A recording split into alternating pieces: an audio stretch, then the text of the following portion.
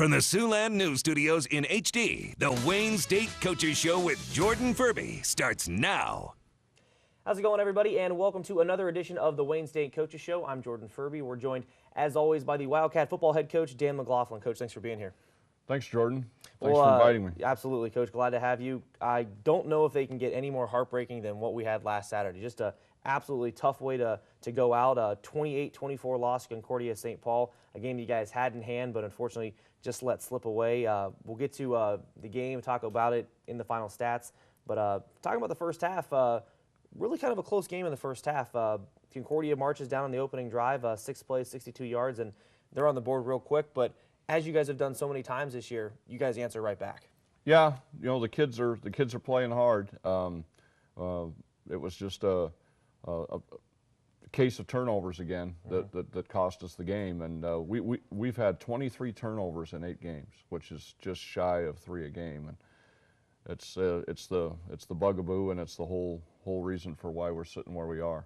But they've continued to play hard and continue to fight, and they did in that case as well. It's obviously a frustrating part of the game, but one where even with the turnovers, you guys still had a chance to win the game. Well, we should have won the game, you know, and that's really 2 weeks in a row now that's happened, and it's just very unfortunate. Talking a little bit more about the first half, obviously we talked about the response from you guys, a nice answer after the opening drive touchdown for Concordia. Zach Osborne to Joe Truba. We're tied up at 7 right in the first half. Yeah, it was a nice drive. We ran the ball well. We threw it well.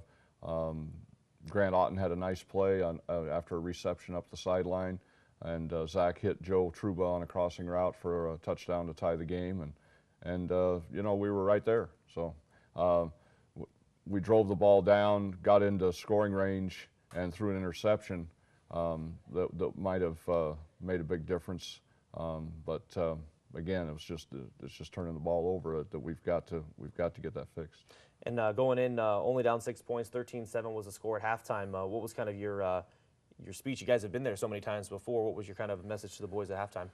Well, I told them that I didn't think we'd played that great in the first half, and we were hanging right there with them. You know, had we gotten that score that we threw the interception on, we're leading, and.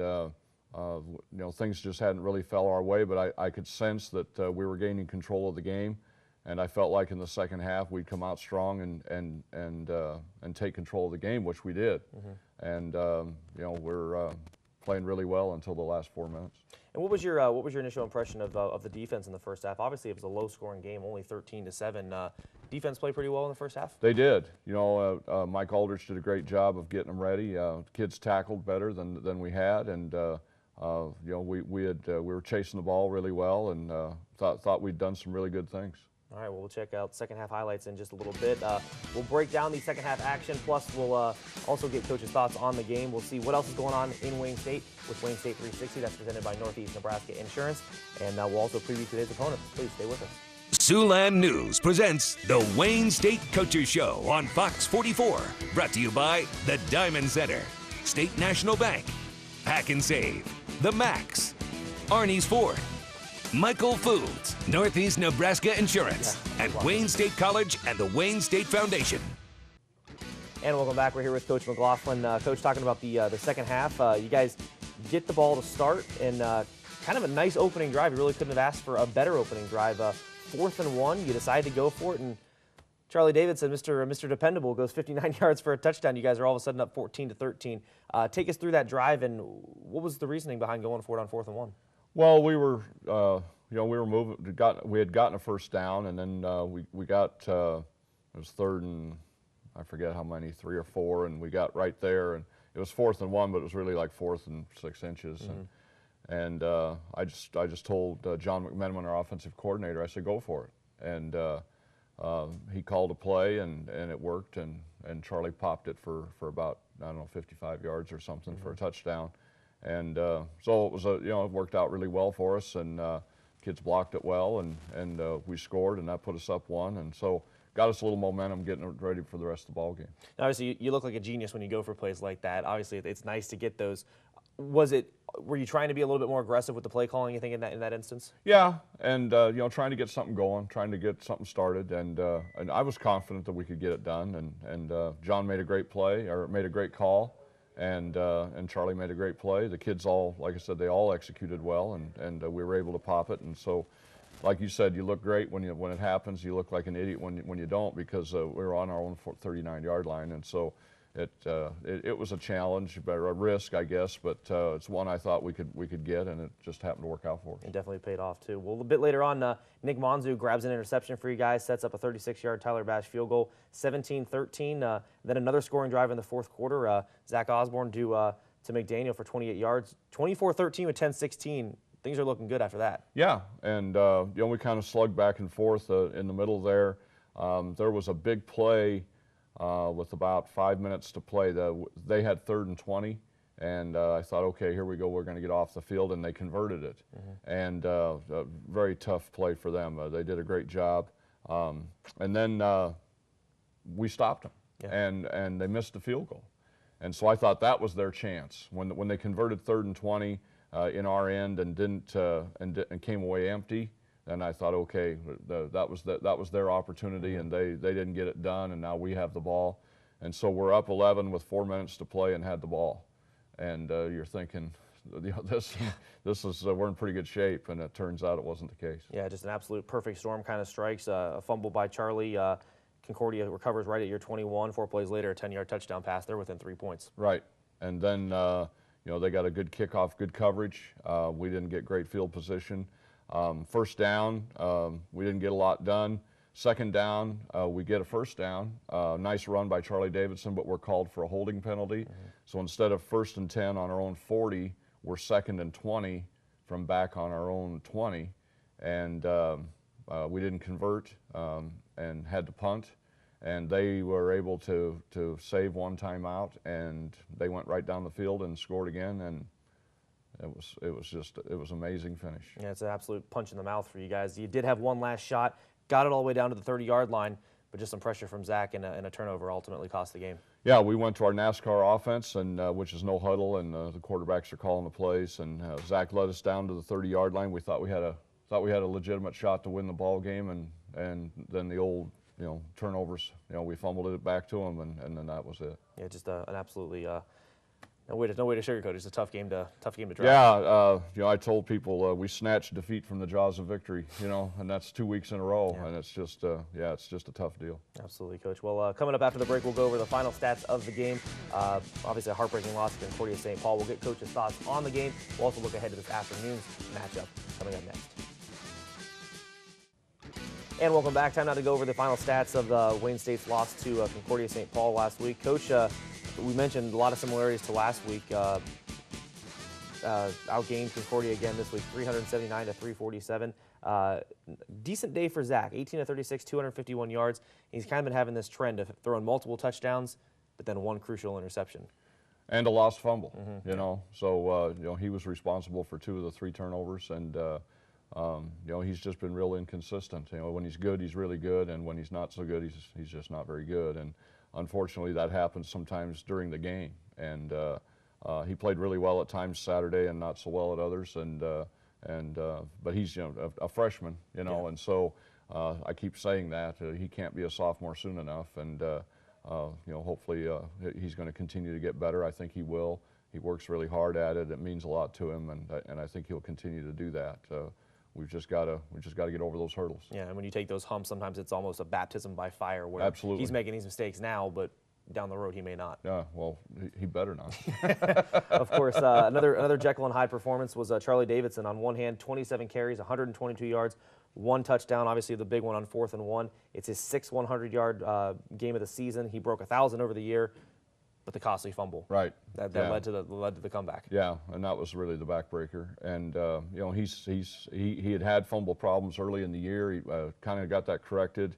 He went a couple 3 games without fumbling, and then actually this whole game right up until 56 minutes, and then right up until then, and then he lost a crucial fumble, and he feels really bad about it, and we all do. So you just got to pick up and keep going. On the defensive side of the ball, Nick Monzu with another great game, 7 tackles, 1 sack, 2.5 for tackles for losses, and a big interception for you guys early on in the game. Yeah, he played really well. Jeff Vandentop played really well again. Austin Pomeisel played well. John Davis played well. So we had some kids on defense really step up and do some good things. Unfortunately, we didn't get them stopped that last drive. You know, the one after the fumble was only a 20-yard drive, and it was pretty tough there. But the last drive, I was disappointed that we weren't able to keep them out because we still had the lead, and we still had obviously a great opportunity to win the game. We weren't able to get them out, and that was disappointing. But we did have some kids play really well, and you know, they're going to continue to get better as well. Absolutely. And looking at the good and the bad of the game, 56 minutes, you guys played very competitive and were right there and had victory in your hands, and then just the last 4 minutes kind of let it slip out. What do you kind of tell these guys, and what have you been telling them in this week about almost finishing? Because so often you can play a great game, but you know, one or two plays could really change the outcome. Yeah, it's finishing. It's taking care of the ball. You know, we've been telling them that when you protect the ball, you're protecting the team because everybody's counting on you, and it's not just the 10 that are out there with you, it's the other 90 in the program. You know, everybody's counting on you, and you've got to do your job. And so we're focusing on us. We're not so worried about who we're playing. It's our mistakes are what's been hurting us, and we have to continue to try to improve those things before we worry about somebody else. And 2-6 on the year, obviously building towards the future, but you want to finish strong too this week. Oh, absolutely, absolutely. We've got Minnesota State this week, the #1 team in the nation. Well deserved. They're a great football team. Really do a lot of things well, and obviously have our work cut out for us on the road at Mankato. And then we come home against Upper Iowa and Sioux Falls for the last 2 games, both at home. And so only 3 games to go. We've got to finish strong to try and set the tone for next year. Absolutely. Well, we'll preview the matchup with Mankato coming up in a little bit. But Wayne State 360, presented by Northeast Nebraska Insurance, is up next. We'll see you then. Wayne State 360, a look at what's going on all around the Wildcat campus. Brought to you by Northeast Nebraska Insurance. Checking in on Scott Kneifel's Lady Wildcats volleyball team. The Wayne State women went 2-1 last week and now stand at 17-7 on the year. They got a sweep over Augustana, who actually beat Wayne State in Rice Auditorium earlier this year, so nice revenge for the Wildcats there. Then an absolute thriller, a 5-set loss to now #3 Minnesota Duluth. The Wildcats rallied from 2 sets down, eventually falling 3-2, so a good sign that the Wildcats are still right there and they can hang with the best of them, folks. They then rebounded with a 3-1 win over St. Cloud State last Saturday. The Wildcats did drop 1 spot to #18 in the this week's poll in the top 25, but still very competitive. Playoffs are around the corner. Anything can happen with this team if they catch fire. They were on the road last night at Minnesota Crookston, and they'll face Bemidji State coming up later today at 4 p.m. Well, Coach, talking about it this week, the past is in the past, last week is in the past. Now you guys get a big opportunity, obviously a very tough one, but a big opportunity taking on #1 Minnesota State Mankato. Game kicks off at 1 p.m. Mankato was one win away from a national championship game appearance last year in 2012. They lost to the eventual national champions. They're on a 19-game NSI winning streak of 19 games. Really a big test for your boys. Yeah, a great football team. They've done a great job up there. You know, we've been watching them, studying them on film all week, and they're outstanding in all areas. Their defense is really, really good. Their front four is probably the best front four in the conference. Offensively, very solid. Nothing really spectacular. They just do a lot of things very well. Great offensive line. Their quarterback is very good. So they've just done a really good job. Really solid football team. They're #1 in the nation for a reason. You know, they've lost 1 game in 2 years, and the 1 game they lost was to Valdosta, who ended up winning the national championship. So they got a lot of good things going for them, and you know, they're at home, and so it's a big challenge for us, but it's also a big opportunity. Great chance for us to go up and measure ourselves against supposedly the best team in the country. Looking forward to that. Looking forward to see how our kids bounce back. Looking forward to see our mettle and our resolve, quite frankly, and to see if we can hang in there and play together. And for Mankato too, I think it's a nice, I guess maybe a possibility of what Wayne State could be, because they have been kind of up at the upper epsilon for so long, and if you can put a good effort towards this, you know, this could be a nice building block game towards the future. Oh, absolutely, absolutely. You know, I coached there in 2004. 2003, they were 0-11. And the year before that, I think they were 2-9. And then we got there. Jeff Jamrog was the head coach. I was the offensive coordinator. Carl Polini was the defensive coordinator, Bo's brother. Yeah. And you know, we went 6-5. and then I left to come to Wayne. Carl left to go to Ohio, but Jeff did a great job of continuing to build that program. When he left to go to Nebraska, then the coaches that have replaced him have continued with that momentum, and they've just done a great job. And I think that that's a great blueprint for us as well, and I think that opportunity certainly exists. And obviously, it's going to take probably your best effort of the year to maybe notch the upset, but just looking for a good performance is probably more of a realistic goal for this team. Well, at this point, I guess. I'm always looking to win. Yeah. That's my number one priority always is to look to win. And if we don't turn the ball over, we're going to be in the game. Yeah. And it's that simple. It's just a matter of I'm curious to see how our kids bounce back from these two gut-wrenching losses. And a response would be a good one, and anything can happen on the football field. That's Absolutely. why we play the game. That's correct. All right. Well, up next, we'll see what's in store for Wildcat Athletics this week. Plus, we'll get coaches 3 keys to victory over Mankato coming up next. And welcome back. Taking a look at a busy week at Wayne State this week. The women's basketball team, we haven't talked about them yet this year, but they will be opening up with an exhibition game against Iowa State in Ames this week. That's actually coming up tomorrow at noon at Ames, like we said. Then later on, next Saturday, they'll be placing Peru State in Rice Auditorium, opening up the season. That one will tips off at 7 p.m.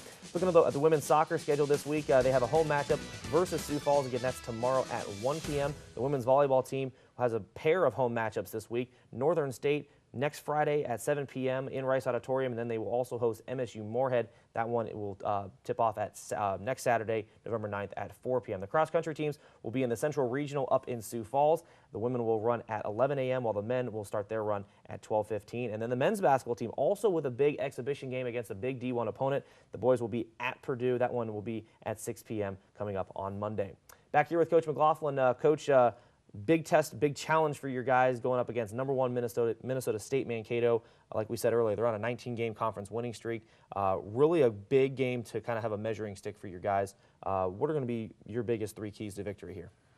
Well, we talked during the break, turnovers. Mm-hmm. I think that's the biggest thing. They're a great football team, and they don't need our help, and we just cannot be giving them the ball. But that obviously is number 1 and 1A and 1B and all of that. But we need to have solid special teams play. We gave up a 100-yard kickoff return to Concordia St. Paul. They executed very well. We had a couple of kids fall down and caused a breakdown, but Minnesota State has a great kick returner, just an outstanding football player that we've got to be able to corral.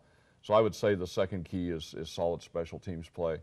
And then thirdly, continue to tackle well, and we did. We've done a good job of that, but we need to continue because they have a great football team. But it still boils down to turnovers. As long as we don't turn the ball over, we've been in games, and when we've turned it over, we've really been in trouble. And that's kind of been our bugaboo all year. And you mentioned it a little bit here too.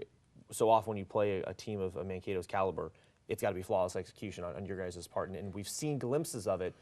But this could be a chance for it to really, really expose itself. And sometimes when you play the best, another team's best comes out. That's true. That's true. And, like I said, we're looking forward to the opportunity. I'm looking forward to playing them.